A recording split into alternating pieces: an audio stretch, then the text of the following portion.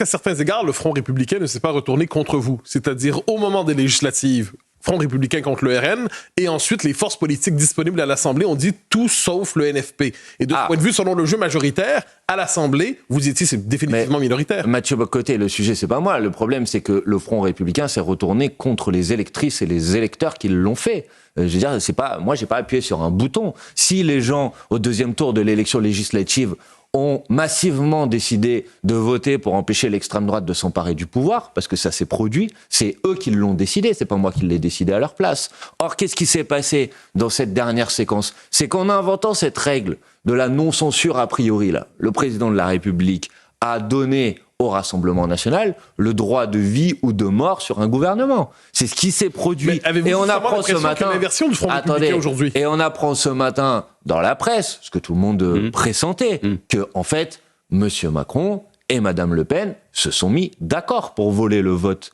des Françaises et des Français. C'est ça qui s'est passé. Et ceux qui sont trahis dans cette histoire, c'est à la fois les électeurs de M. Macron, parce que les électeurs de M. Macron, au deuxième tour, ils ont voté majoritairement pour empêcher l'extrême droite de s'emparer du pouvoir, et ils se retrouvent avec l'extrême droite comme faiseur de roi. Mais attendez, je veux dire quand même que les électrices et les électeurs de Marine Le Pen sont aussi trahis dans cette histoire, parce qu'il me semble qu'ils ont voté en espérant une rupture avec le macronisme, et ils se retrouvent en quelque sorte comme la béquille d'un gouvernement dont tout le monde sait que Marine Le Pen se retrouve avec le doigt